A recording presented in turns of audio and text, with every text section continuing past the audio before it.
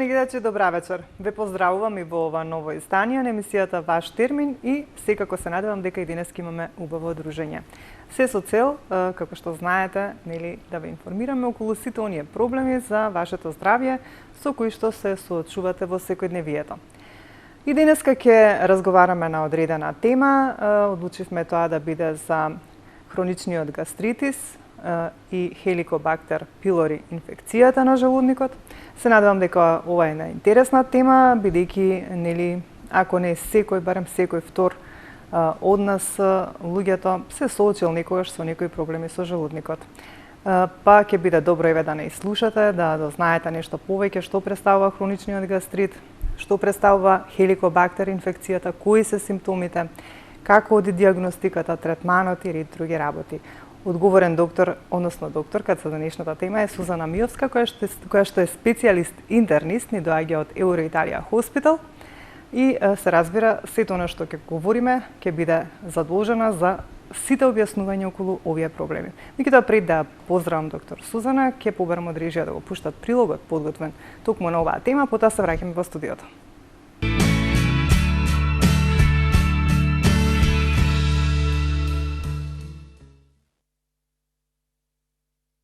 Желудникот е дел од системот на варење. Има форма на вреќа, дол е околу 25 см, а широк околу 10 до 20 см. Неговиот капацитет изнесува околу 1200 до 1500 см кубни. Сместен е во горниот абдомен под ребрата. Неговиот горен дел е споен со хранопроводникот, а долниот дел е споен со почетниот дел на тенкото црево, така наречено дуоденум. Желудникот е орган кој служи за варење на храната. Кога храната влегува во желудникот, неговата мускулатура почнува да создава брановидни движења кои ја мешаат и ситнат храната. Во исто време, соковите кои ги лачат жлездите во желудечниот сок помагаат во варењето, односно разградувањето на храната. По околу 3 часа храната станува течна и минува во дуоденумот, каде продолжува процесот на варењето на храната. Желудечни сокови се ензимот пепсин, хлороводородната киселина и слуста. Ензимот пепсин служи за разградување на белковините во пептиди, додека желудечната хлороводородна киселина ги разградува мастите.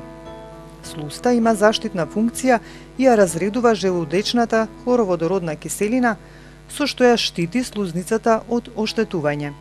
Гастритис е воспаление на слузницата на желудникот. Тој може да се јави одненадеж, акутен гастритис, и да трае кратко време или може да се развива постепено со тек на време хроничен гастритис и да трае подолго. Гастритисот е најчесто предизвикан од бактеријата Helicobacter pylori, додека други поретки причинители се други бактерии, вирусите, паразитите и габите. Може да се јави и поради иритација, автоимуни пореметувања, долготрајно и прекумерено земање на нестероидни антивоспалителни лекови, претерано консумирање на алкохол или враќање на жолчка во желудникот. Гастритисот обично настанува кога заштитниот слој во желудникот ќе ослаби или ќе се оштети. Овој заштитен слој го штити ѕидот на желудникот од желудечната киселина, која помага во варењето на храната. Ослабениот или оштетениот заштитен слој им овозможува на дигестивните сокови да ја оштетат желудечната слузница и да предизвикаат нејзино воспаление. Акутниот гастритис се јавува од ненадеж и може да предизвика мачнина и болка во вид на жарење или непријатност во горниот дел на абдоменот. Хроничниот гастритис се развива постепено и почесто предизвикува тапа, болка и чувство на ситост или губиток на апетит по неколку залаци на храна. Но многу од пациентите со хроничен гастритис немаат никакви симптоми и знаци на болеста. Лекувањето зависи од причината на гастритисот. Акутниот гастритис, предизвикан од нестероидните антивоспалителни лекови или од алкохолот, може да се ублажи со престанок на нивното земање, додека хроничниот гастритис, предизвикан од бактеријата Helicobacter pylori, се лекува со лекови за искоренување на бактеријата. Во третманот на гастритисот често се вклучуваат и лекови кои ги ублажуваат постоечките симптоми и знаци на болеста.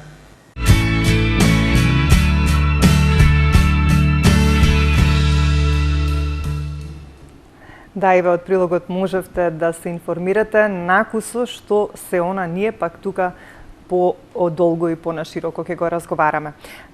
Доктор Сузана, ви посакувам добри дојде за прв пат во новата сезона и се надевам дека сето она што ќе го говориме во ваш термин во денешнава емисија во однос на оваа тема ќе биде од корист за нашите гледачи. Ви благодарам на поканата. Се надевам дека оваа тема е широка и мислам дека гледачите ќе не следат и ќе ги послушаат нашите совети. Така. Како што кажавме, хроничен гастрит и инфекција со Helicobacter pylori. Значи, секој од нас барем понекогаш почувствувал некоја болка, непријатност. Што тоа значи? Дали тоа значи дека имаме некој проблем, дали значи дека имаме инфекција со Helicobacter pylori? Ајде да разјасниме дел по дел. Првин да ни кажете што значи тоа хроничен гастрит и колку е честа појава кај нас, колку луѓето имаат вакви проблеми? Хроничниот гастрит е една состојба која што е многу честа во последно време и најчесто настанува заради зголемено лачење на желудачната киселина. Така. Во минатото се сметаше дека што и денес е присутно, нели, стресот, начинот на живење, начинот на исхраната е причината за настанување на зголемено лачење на желудачната киселина, односно на воспаление, тоа доведува до воспаление на слузницата, односно она што го викаме гастрит. Оваа појава, значи, е многу честа во нашава популација, значи околу 60 до 70% од населението имаат проблеми со желудникот и дали се тоа во акутна или во хронична форма, предизвикани без разлика дали од стрес, дали од инфекција, дали од начин на живење и начин на исхрана. Меѓутоа, многу често веќе и се зборува на оваа тема, како информација е достапна и во медиумите и на интернет страниците, така да и помладите и постарите генерации веќе знаат за што станува збор. Значи нема, како да кажам, одредена популација, сите се засегнати. Сите се засегнати, точно. Иако во минатото се сметаше дека хеликобактерот е бактерија која што ги напаѓа само повозрасните, Така. Во денешно време се почесто имаме појава на хроничен гастрит и инфекција со хеликобактер кај помладата генерација. Она што е битно, она што е важно е секако да се обрне внимание на превенцијата во денешно време, затоа што секогаш лекувањето не доведува до излекување на хроничниот гастрит заедно со инфекцијата со Helicobacter pylori, бидејќи инфекцијата може да се повторува. Така. И заради тоа треба да се следи и треба сите оние кои што имаат, значи сите луѓе од било која возрастна популација, значи дали од помладите или од повозрастните, да се јават на лекар за да може навремено да се направи дијагностицирање, за да може навремено да се открие како таква состојба и да се лекува. Затоа што не е само хроничниот гастрит состојба која што хеликобактерот ја предизвикува, односно тоа е една преодна форма на заболување на желудникот кои што може да бидат и пострашни, односно може да настане чир на желудникот, на 12-палачното црево, а исто така и може да настане канцер, односно рак на желудникот, а знаеме кои се прво тегобите кои што пациентите ги имаат, а често пати и несаканите ефекти и не де Боже летален исход кој што не го посакуваме. Затоа велам дека треба да се обрне внимание на превенцијата и пациентите да ги слушаат нашите совети и навремено да се јават на лекар. Така. И сега и во прилогот додека одеше, значи гастритот може да биде акутен и хроничен. Кажавме на некој начин за хроничниот дека е, нели, со текот на времето кога веќе состојба која што подолго трае и која што дали има може поблаги симптоми. Дали може да ги кажеме симптомите за хроничниот гастрит, а за исто така и за акутниот некако така, да знаеме што е што. Генерално гастритот што би требало да чувствуваме за да знаеме дека имаме хроничен гастрит? Значи генерално гастритот предизвикува тегоби во желудникот, како подуеност на желудникот, неподносливост на одредена храна, болка која што може да биде неодредена. Меѓутоа, кај акутниот гастрит, тоа е една пробудувачка болка, силна болка. Тоа се симптоми на гадење, повраќање, неможност за внесување на било каков тип на храна. Значи, додека кај хроничниот пак се многу благи симптоми и понекогаш кога станува збор за хроничен гастрит не ни обрнуваме внимание. Секогаш сметаме дека храната ни е виновна, дека храната не е исправна, дека нешто сме направиле што придонело да ни се случува тоа, а всушност она што е причината е хроничниот гастрит, хроничното воспаление кое што постепено едноставно си го зазема својот замав, да во одредени ситуации дојде до акутизација на состојбата и тогаш пациентите да се јават на лекар.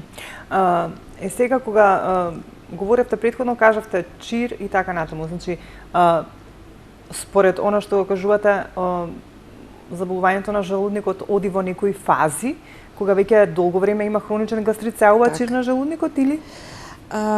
Обично е така. Значи, прво доаѓа до воспаление, благо воспаление на слузницата. Доколку тоа не се третира и доколку тоа трае подолго време, оштетувањето на слузницата и на слој по слој на желудникот, значи се оштетува самиот зид на желудникот и настанува вдлабнување во делот од зидот на желудникот и тука се формира чирот. Често пати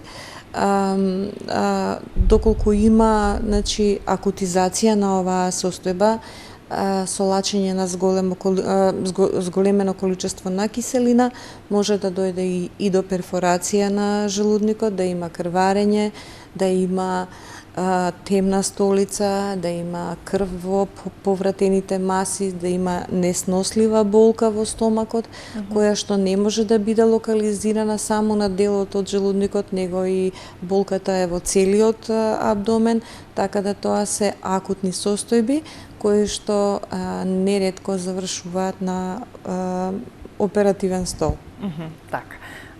Ајде сега да поразговараме малку околу инфекцијата со Helicobacter pylori. Дали секој гастрит мора да биде предизвикан со Helicobacter pylori или ако не, кога е предизвикан и дали има разлика во однос на симптомите? Во основа гастритот е гастрит. Значи, нема некоја особена разлика дали се станува збор за гастрит предизвикан од Helicobacter pylori. Исти се симптомите? Или е гастрит кој што е значи, само воспаление на слузницата на желудникот. И ако се работи и за обичен гастрит, значи кој што не е резултат на инфекција од Helicobacter pylori, па и за гастрит кој што се работи со бактериски, значи инфект, и пациентите и во едниот и во другиот случај ги имаат повеќе или помалку истите симптоми.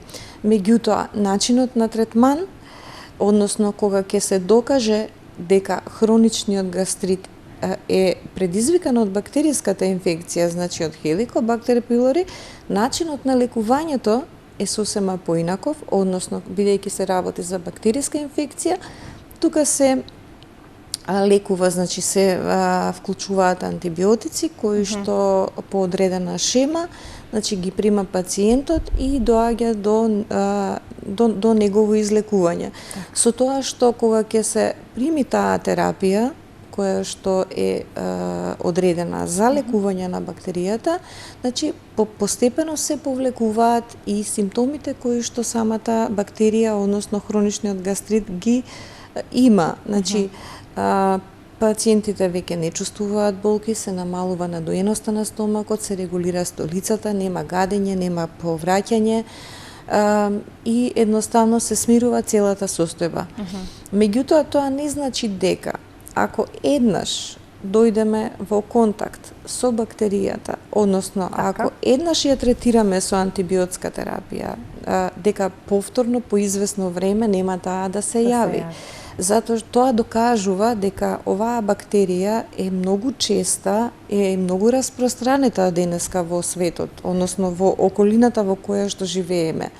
Дали се работи за пренесување на инфекцијата од нечисти раце, од недоволно измиена храна, од човек на човек, да речеме, од желудник, уста, плунка, контакт со друга индивидуа.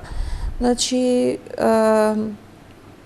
сето тоа кажува дека мора да се внимава, значи да се мијат рацете, да се мие храната, овошјето, да се термички добро да се обработува, контактите со луѓето за кои што знаеме дека имаат таква инфекција, да бидеме попредпазливи, значи да не користиме исти прибори, чаши, вилушки, лажици, значи сето тоа мора да биде на, како да кажам, на одредена дистанца, затоа што сепак постои можност да таа бактерија се пренесе, бидејќи бактеријата е најдена во плунката изолирана, бидејќи е изолирана од раничките околу устните, доколку постојат, нели, доколку кожата е е разранета. Исто така, бактеријата која е во голема количина, ако е застапена во желудникот и во цревата, значи може и од фецесот да се пренесе, така да има доста начини на кои што бактеријата може да се пренесе од околината на човекот, од човек на човек, и мора да се внимава на кој начин се заштитата мора да биде присутна и пациентите да внимаваат на тоа. Ајде, имаме гледач да слушнаме кој се јавува. Добро вечер. Ало, добро. Добро вечер, повелете. Сакам, докторка, да прашам нешто за ова хроничен гастритис. Да, повелете да слушаме. Имам хроничен гастритис, имам и хиатус хернија на желудникот. Не знам што да правам, имам болки, секојдневно имам болки. Бактерија немам, излечена ми е, не знам што да правам. Апчина пијам асипан и пија сега ранитидин. Не ми помага многу. Не знам што да правам, може би да ме одговори доктор. Така да доктор Сузана, зашто стана? Да, значи хиатална хернија. Пациентот има хиатална хернија. Како?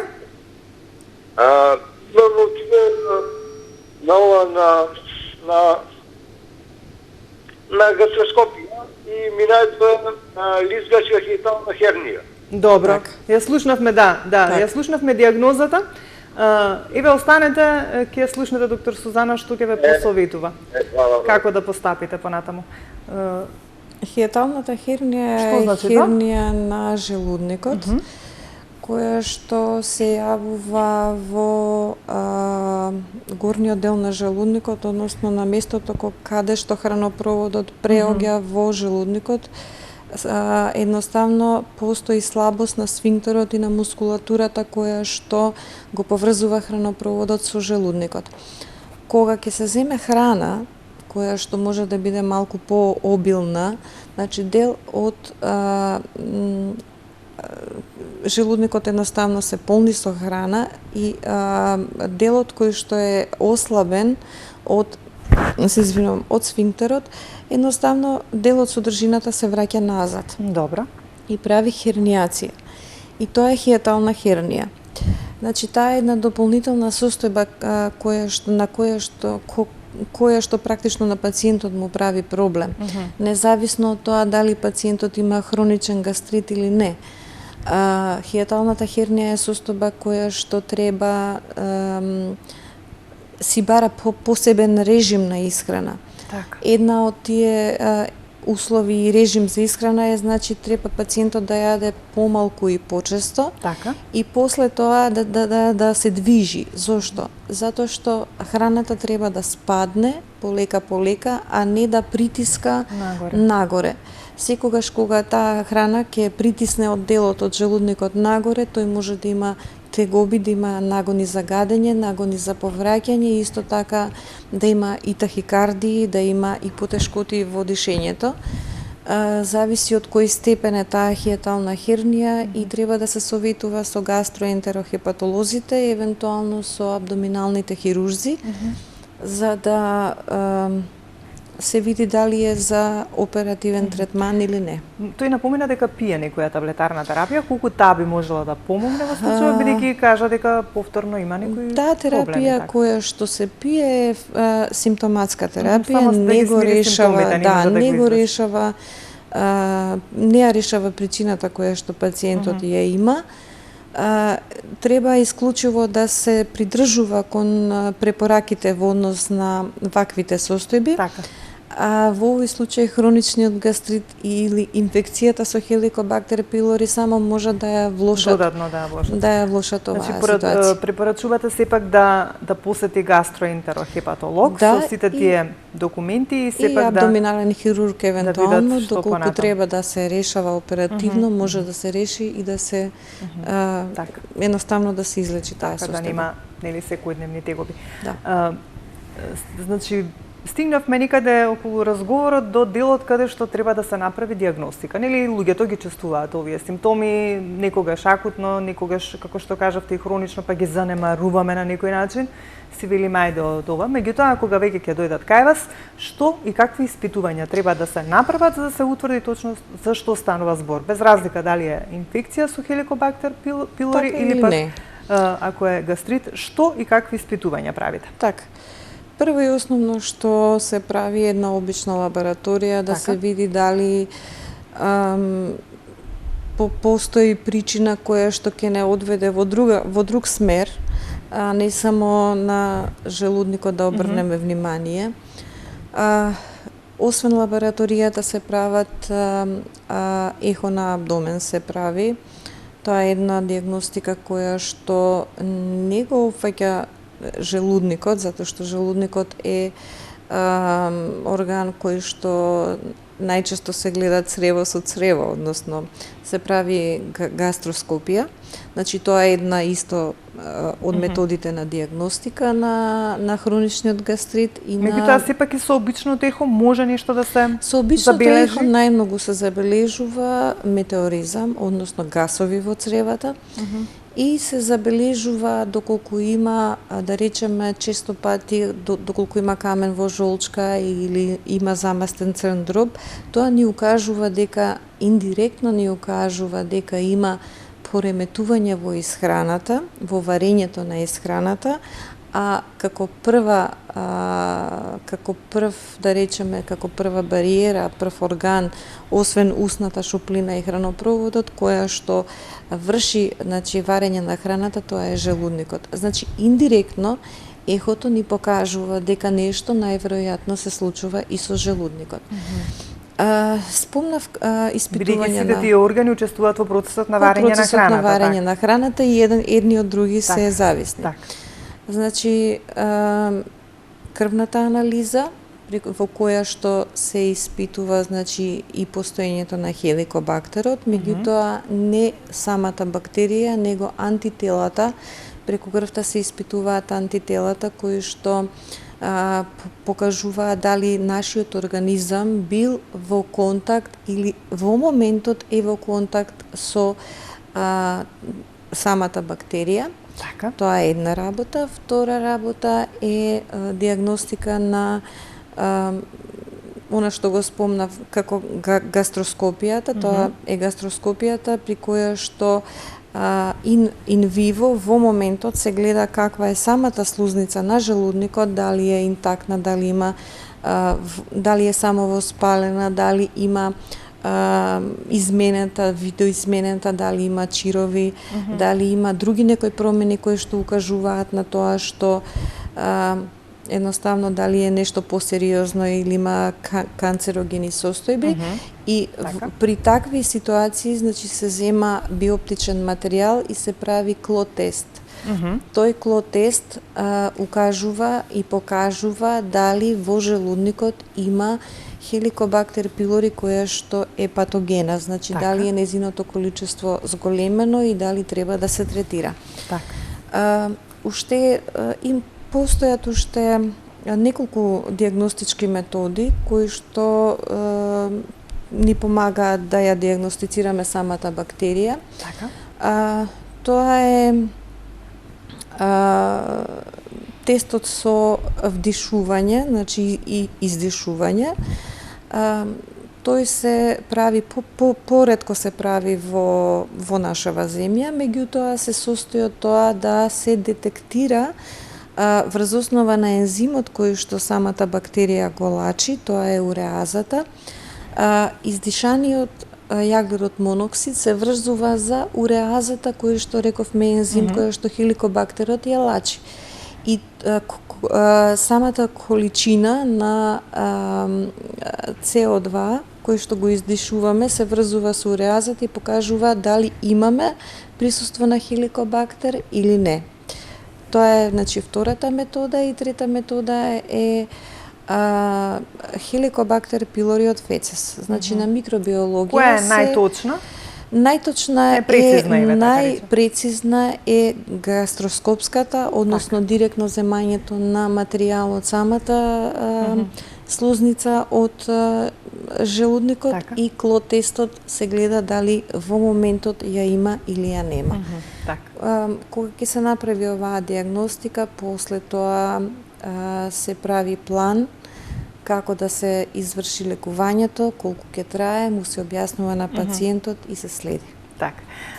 Како што кажавме, многу една специфична бактерија.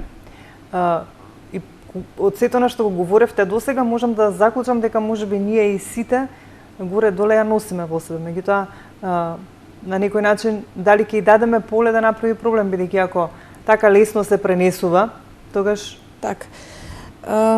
Скоро 50% од населението ја имаме во себе. На времето беше пред многу години, значи тоа не е бактерија која што сега првпат ја откриваме. Значи таа припаѓа од родот на Campylobacter. Значи пред 1000 години е откриена во афричките земји. Меѓутоа, во 80-тите години од минатиот век, веќе се зборува точно за Helicobacter, која што има неколку видови.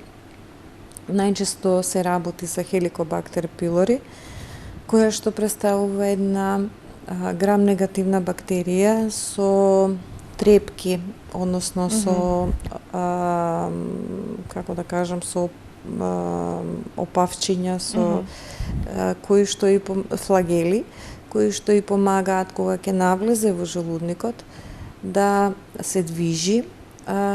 Обично се настанува најмногу во долната третина на желудникот и бидејќи го лачи ензимот уреаза, со тоа си прави средина која што не е толку кисела, односно си прави услови самата бактерија за да може да се множи и да живее. Навлегува, значи, во слузницата на желудникот и лачејќи го тој ензим започнува да се множи и може дури целиот желудечен епител, целата слузокожа да ја покрие, значи да се до тој степен да се намножи и да ги зафати и горните делови од тенките црева.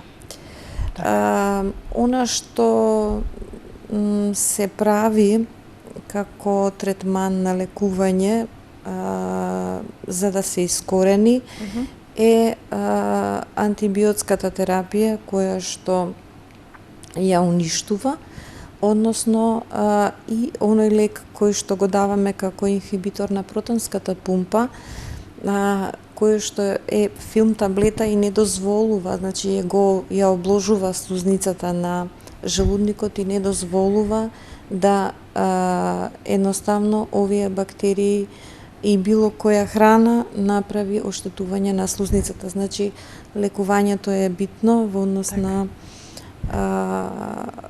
оваа бактерија да се неутрализира и едноставно да се искорене. Така.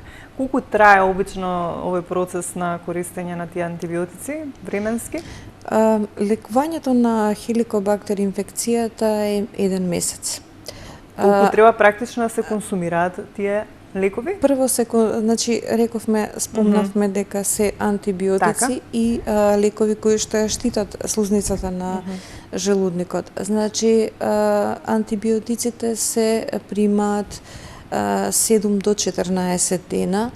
Различна пракса при тие се примаат во комбинација со инхибиторот на протонска пумпа. Комбинацијата на антибиотиците е зависна од самиот примател, значи се користат 2 антибиотика, значи пеницилин, најчесто е амоксицилин и лекоклар. Меѓутоа, доколку пациентот е алергичен на пеницилин, се вметнува замена на тој лек со метронидазол и се примаат овие лекови. Некои искуства, според Светската здравствена организација, овие лекови треба да се примаат истовремено.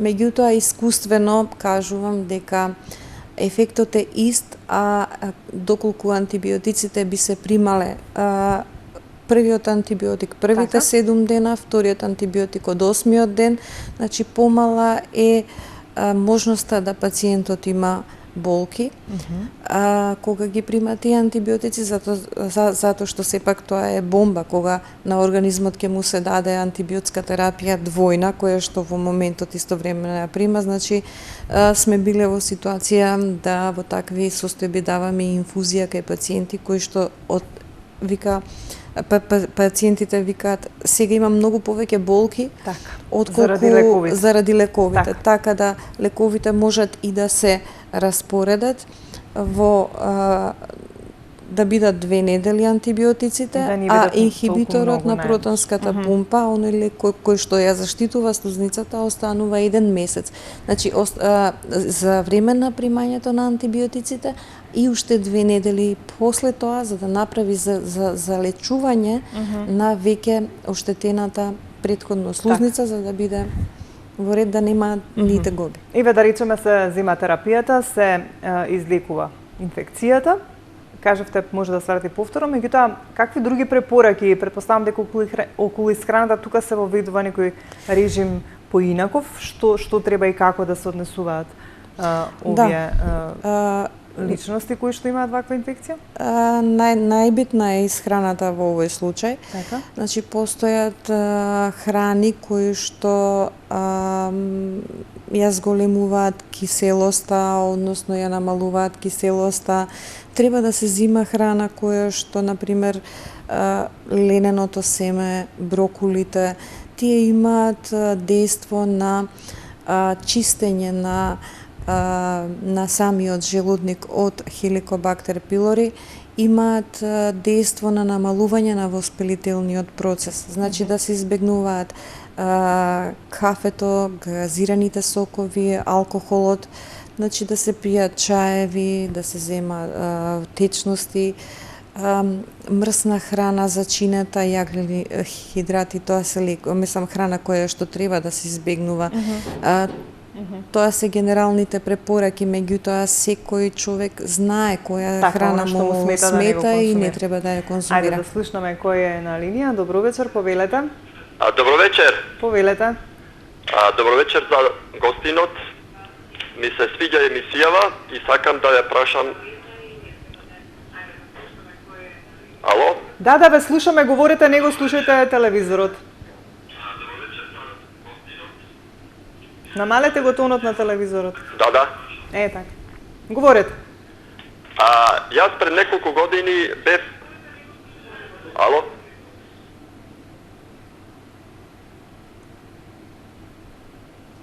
Говорете, ве слушаме.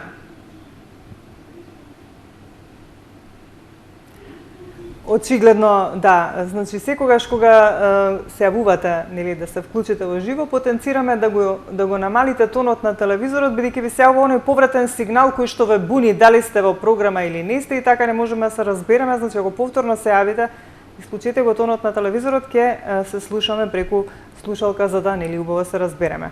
Се надеваме гледачот повторно ќе се јави. Доктор Сузана, до каде стигнавме во однос на храната? Кажавме мрсно. Рековме, значи, секоја храна која што може да го иритира желудникот, почнувајќи од газираните сокови, од кафето, од зачинетата храна, мрсна, тестенини, сето тоа може едноставно да предизвика зголемено лачење на киселината и да предизвика болка и да ги потенцира сите оние симптоми кои што веќе ги има пациентот. Предпоставам дека кога, нели, ќе има ваков проблем, вие како доктори, нели, им препорачувате и кажувате дека треба да се држат строго по тие правила. Треба да се држат строго кон тие правила, особено ако има акутизација на состојбата, тогаш препорачуваме двопеки чај. Така. Меѓутоа, дали ако не се излекува, нели, инфекцијата, што тогаш, ако и постан тој процес на консумирање на толку антибиотици, на толку таблети, меѓутоа ајде да го слушнеме гледачот, па ќе кажеме добро вечер, дали Добро вечер. Дали сте истиот гледач? Да, истиот. Јас говорете. Вака сега. Значи пред неколку години имав проблеми со желудникот. И закажав во Систина. Кај доктор Василевски. Добро. И тој ми изврши преглед, гастроскопски преглед, како што и напомена докторката, со црево, значи, и тогаш ми беше утврдено гастритис. Добро. Ми даде терапија еманера да пијам. Мислам, нормално сега, неколку недели, па и неколку месеци. Нешто се ублажи, меѓутоа, после година и пол, повторно отидов на преглед, пак гастроскопија ми направи и пак продолжих со истата терапија. Меѓутоа, веќе 4-та година болките никако да исчезнат. Значи, повремено се слушав и телефонски и на консултација одев, тој ми препорачуваше еманера, вика пи, меѓутоа ќе пиев 2 недели, 1 месец еманера. Откако ќе прекинев, повторно се појавува болките, не може би со таков интензитет, но сепак ги чувствував до ден денешен. Значи, и покрај тоа со големо внимавање на исхрана, да речеме, не сум ни пушач, ниту конзумирам алкохол, внимавам, да речеме, на солена исхрана, на блага исхрана. Добро. Значи, во секој поглед внимавам на исхраната, сепак болките не се целосно исчезнати. Дали сте направиле испитување за Helicobacter pylori? Што не спомнав и тоа, Helicobacter pylori не ми се утврди, значи ни при првиот преглед, ни при вториот преглед. Helicobacter нема. А болки имате? Добро. Добро, во прилог на времето ве слушнавме убаво, нели, се што кажавте. Мислење, доктор Сузана? Се надевам дека пациентот ги следел препораките на докторот, што кажа дека горе-доле се што. Да, меѓутоа најверојатно хроничниот гастрит е состојба која што мал стрес може да предизвика, значи повторно лачење зголемено на киселина и повторно да го активира хроничниот гастрит, да стане акутен. Значи можеби и храната, животните навики се тие кои што треба дополнително да се обрне внимание околу тоа. Гастроскопијата ја спомна пациентот дека Нема хеликобактер. меѓутоа како хроничен гастрит цигарите, газираното, водата, пак ќе речам малку по Може би интензивно сам некако да почувствува што му смета, па некако да го исфрли. Па тоа е најоптимално, значи секој од нас нема ист ефект на одредена храна. Секој организам е се разбира има и поинаков тип на лекови, значи не само еманерата, постои ланзулот, постои нонолпазата. Ако се тие лекови од иста група, во некој случај исти лекови, меѓутоа нека ги смени лековите, нека примени друг начин на нека отиде на друго мислење едноставно и ќе се види за што станува збор. Добро, немаме уште многу време, како за крај доктор Сузана еден генерален совет за сите овие проблеми. Кажавме дека тешко се лекува, можеби сакав јас да ве прашам ако не се излекува што пота, меѓутоа еве некако да сумираме. Како за крај, нешто вие еве како совет да кажете. Различен е имунитетот кај различни луѓе. Различни се условите во кои што живееме, некои луѓе како да кажам, поинтензивно реагираат и на стресот, кај некои луѓе одредена храна, повеќе делува, кај секој различно. Различни се факторите кои што го иницираат. Она што би сакала да кажам е да се обрне внимание на превенцијата, значи она што и претходно го спомнав, дека превенцијата е во овој случај е многу побитна, значи да не дојде до манифестација на симптомите кои што ќе доведуваат, кои што водат кон дијагностицирање на гастритот и на инфекцијата со хеликобактер, па понатаму чир и не дај Боже канцерогени состојби. Значи во денешно во живење со да речеме постоење на здрава, нездрава храна, значи стресовите кои што ги доживуваме, ако човек може да се избори со тоа да живее поздраво, повеќе да се движи во природа, едноставно да се релаксира, да конзумира помалку храна, а почесто, тоа би било најдобро решение за сите.